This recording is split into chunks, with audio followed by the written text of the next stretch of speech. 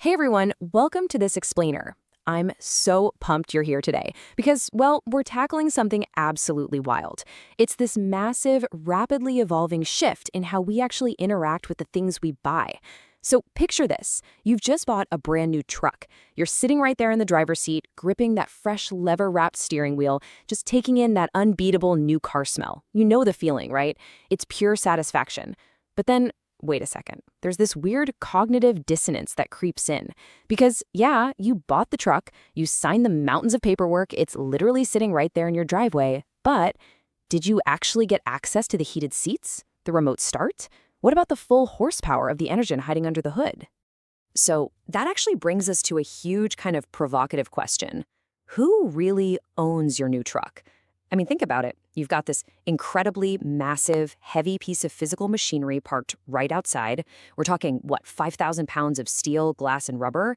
And legally, it's undeniably yours. But hiding inside that heavy physical reality are these invisible digital locks. It creates this completely bizarre tension.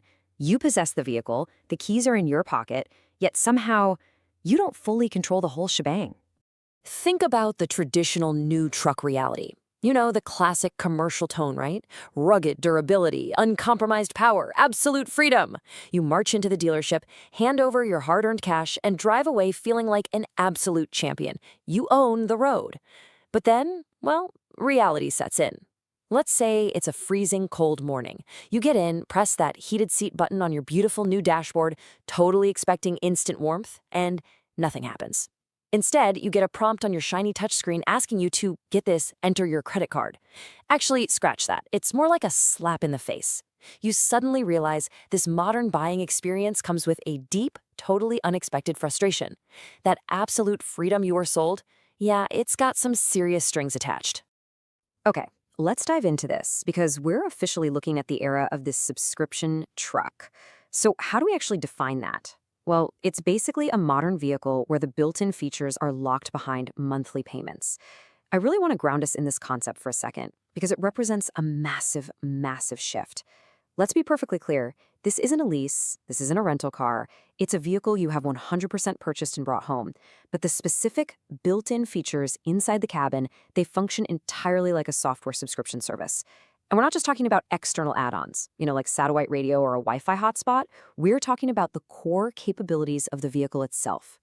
So the absolutely crucial point here is this core conflict. The fact that these features are locked behind monthly payments.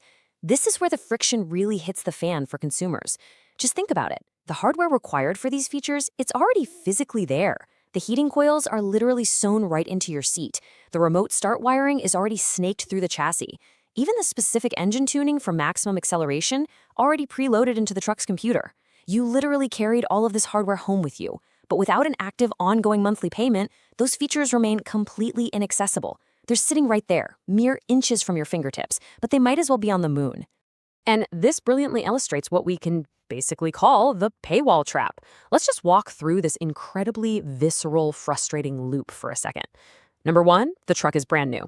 Number two, the features are physically present in the cabin right there with you. And number three, those exact features are locked behind monthly payments. It creates this completely maddening, continuous cycle, The physical presence of the button or the hardware acts as a constant reminder of the invisible digital paywall standing right in your way. Honestly, every single time you look at that blank switch or that grayed out menu option on your screen, you're reminded of exactly what you physically own, but digitally just cannot use. Building on that whole trap, we're essentially deconstructing an incredible ownership paradox here. You are quite literally paying for your own features. Think about the specific friction that creates for a buyer. Like we established, you aren't paying for a completely new external service being magically beamed down from a satellite. No way. You're having to pay to unlock hardware that you already possess. Hardware that is bolted directly into the dashboard, the seats, and the engine bay of the vehicle that's sitting quietly in your very own garage. It's wild. The manufacturer has basically shifted the entire cost of that hardware onto you at the time of purchase, and then turns around and asks you to rent the capability to actually use it. Now, what's really interesting about this is how starkly it contrasts the old paradigm of absolute ownership against this completely new reality. Think about traditional ownership for a second.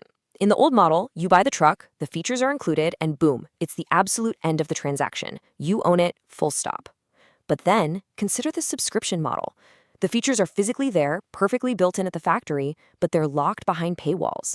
The automotive industry has essentially taken the software as a service model straight from the tech world and dropped it smack in the middle of traditional vehicle ownership. It's completely blurring the line between buying a physical product and just renting a digital service. I want to pause for a second and highlight a phrase that perfectly captures all of this: paying for your own features. Seriously, just say that out loud and let it sink in. Paying for your own features. I really want you to feel the absurdity of that. I mean, imagine if you bought a brand new house.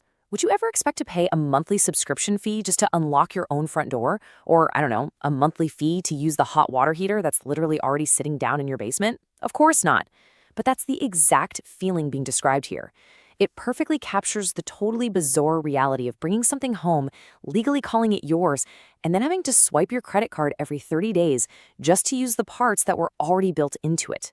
Which naturally leaves us with one final, totally unavoidable thought. With every new truck starting to feel more and more like a subscription, we're kind of forced to look at the fundamental future of vehicle ownership, the boundary between a physical product and a digital service. It's been forever altered. If the hardware is yours, but the access is theirs, are you ready to subscribe to your driveway? Thank you so much for joining me on this explainer. Keep analyzing the world around you, and until next time, always remember to ask questions about the things you own. Catch you later.